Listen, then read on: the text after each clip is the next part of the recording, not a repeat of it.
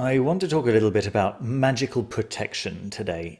Tips for when you're worried you've done something wrong or not quite right. You can't help thinking that your botched ritual's the reason for your milk turning sour just 2 days before the expiry date. As people start working with magic, they can become worried that what they're doing is attracting the attention, in quotes, of unwanted entities in the astral. This is a concern that I've read about in several magical introductions that are very popular and widely spread, and so consequently, people reading these warnings are going to unconsciously be looking for what could go wrong after their first attempts with actual practical magic, performing very simple rituals as absolute beginners. Naturally, as you can imagine, this becomes a self-fulfilling prophecy, and many novice magicians will stop practicing magic before they've even started, because they're persuaded that a nightmare they had or a train they missed was due to something as harmless as getting their first ever LBRP slightly wrong. And then there are the brave few who believe that merely the act of performing any magic at all has somehow attracted the demons of hell. I say brave few quite unironically, actually, because let's not forget how real these worries can seem to a great number of people who've had to overcome quite a lot of brainwashing to even consider educating themselves on the topic of magic, let alone actually practice it. Let me reassure you off the bat, if results came that easily, everyone would be doing it. If you're performing an LBRP, a lesser banishing ritual of the pentagram, for the first time, and you do it a bit wrong, or even very wrong, the effect will be the same as if you'd done it 100% right. Basically, nothing. Nothing noticeable anyway. The majority of these first step rituals have the beginner in mind. I'm not talking about Goetic evocations or an Abramelin ritual, which even Aleister Crowley botched. I'm talking about the normal rituals that most people start with. They're designed to slowly give the beginner a sense of what it's like to work with the different energies. And they reveal their effects over a sustained period of time as the practitioner performs the ritual over and over, day after day, maybe even several times a day. But that doesn't make the rituals any less effective and even powerful if performed correctly over several weeks. So I hope I'm being quite clear when I say, if you're starting out, be a tiny bit sensible, don't meddle with plutonium before you've had some practice with H2O, and practice without fear.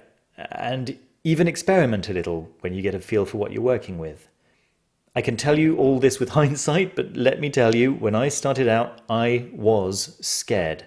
When I started practicing the LBRP, I was living in a tiny flat with my wife and my son, and we had just 2 rooms and a kitchen. Not 2 bedrooms, mind you, just 2 rooms. There was my son's bedroom and an everything else room, which included, a bed, a sofa pushed up against the foot of the bed, and then there was a 1 meter gap, that's about 3 foot, in front of the sofa, and then there was a TV, and that gap was where you got into the room through. On the other side of that gap, there was also my desk closing off the gap on one side. There was this one occasion that would be kind of hard to forget. I just finished work one day at my desk. I turned around, and there, on the mercifully vinyl-covered floor, there was a pool of blood.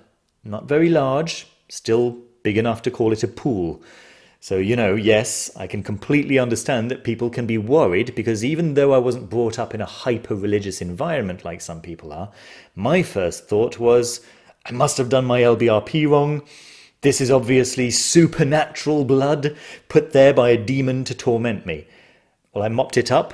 I sent my wife and my son out of the flat to do a spot of shopping, and then I proceeded to improvise the best banishing ritual that I could make up on the spot at the time, which involved a lot of salt, an iron knife that I'd brought back from Japan, and basically using my teacher voice to tell any mischievous spirit listening exactly where to go, shaking the knife menacingly at them.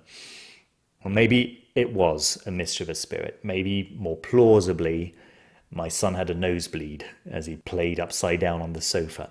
The point is that I felt much happier after I'd done that improvised banishing. It certainly didn't hurt. And whatever its real effect, the outcome was that I just wasn't afraid to continue learning about and practicing magic afterwards. And if that's not a real effect, then I don't know what is. Let me tell you about another time when I believed that I needed magic protection and performing a certain ritual had a great effect. We'd moved into our current, much bigger flat by this time, so we're talking about 3 or 4 years ago at the time of recording. My son had been sleeping very badly for several weeks, waking up every single night at around 3 a.m. complaining of terrible nightmares, and the lack of sleep was impacting everyone's well-being in a bad way. If you've ever experienced disturbed sleep over a sustained amount of time, you'll know what a difficult time it was for everyone involved. So when my wife took him away for a couple of weeks to see some family in the south of the country, I took the opportunity to perform a ritual to one of the 72 angels of the Shem HaMepharash, whose description promised improved sleep. The ritual's an 11-day working. On the night of the very first day, I had one of the most terrifying nightmares that I'd had in a very long time, being chased through a labyrinth by a murderer with a taste for knives. The same thing happened again on the second night, with a dream about my wife and son being held hostage by a thug with a gun on a mountaintop. These were extremely vivid dreams, far more vivid than what I've typically experienced since childhood. Needless to say, I was rather disappointed with the results of my angelic work so far, and this was definitely not what I'd signed up for. On the third day, I decided to do some research on cleansing spaces. Maybe this angel had simply made me more sensitive to some evil forces that was affecting my dreams, so that I could understand that they were affecting my son's dreams as well. So I got hold of the Kindle edition of Magickal Protection by Damon Brand of the Gallery of Magick, and I performed a house cleansing ritual that he describes there. I actually slept very well that third night.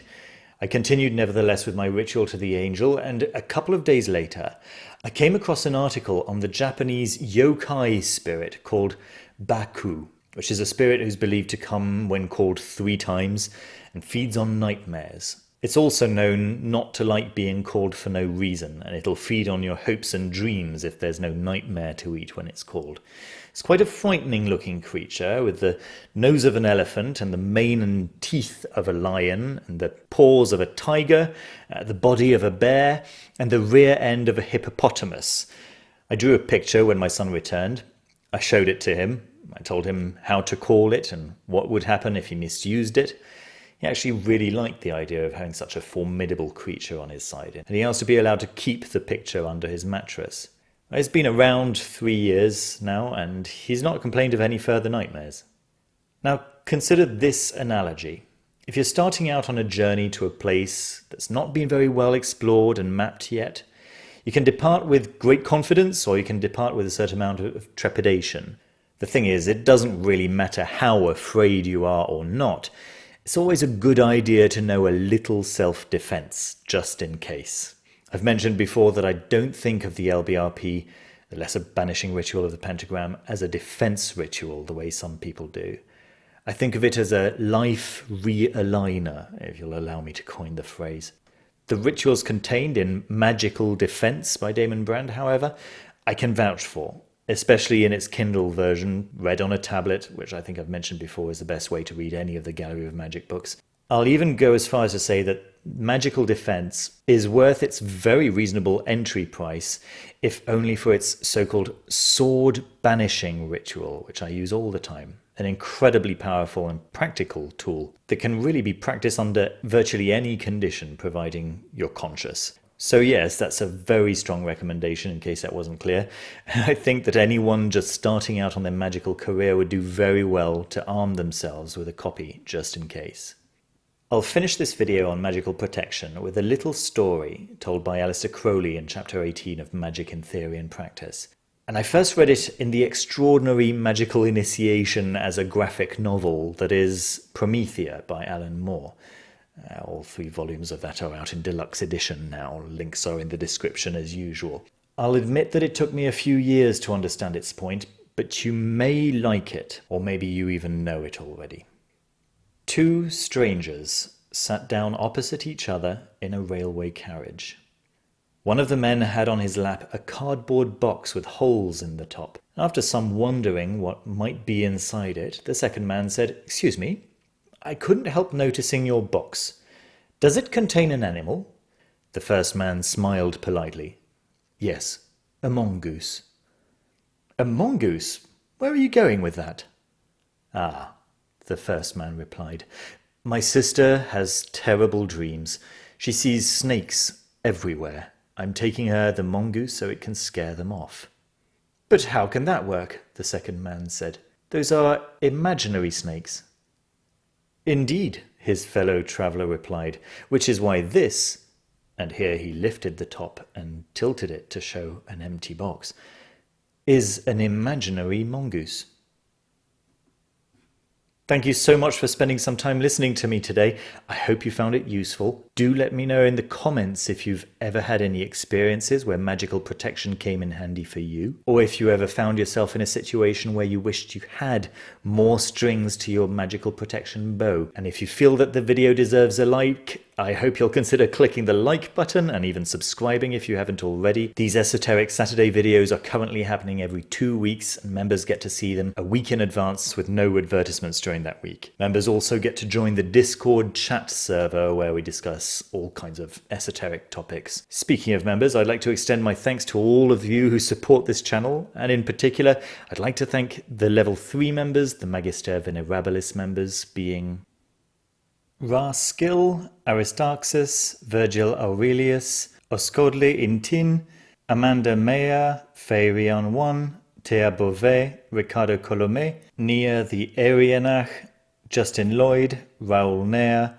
King Rainbow, Eleonora F., Jorge Salas, Luis Mancilia, Ian Smith, Osvaldo González Núñez, Fernando Martín del Campo, Robert Mahoney, Alvin A., Jason, Frater VPF, Byron Marmul, W.A., D. Lane, A Million Ways to Wipe, Alexander Carval, Sheridan, Brandon Wilkinson, Andrew Kudlak, Mateusz Sadowski, Chase Lawrence, Mrs. C.Y., Medusa of Chaos, Seidr, Matu, Mystic Imagination, Merrily Duffy, Meta Gordy, Damnatio Memoriae, Suncat, Ted Kaiser, J. Joseph Safi, Kyle Walker, Roluch Ashron, Charbon, Patrick, Arcantum by Mr. Friborg, Mr. Gunwich, The Jade Ghost, Timothy Owens, SMQAI, and Z. Danielle Barnett. Thanks as always for watching, and see you very soon with another video. Bye bye.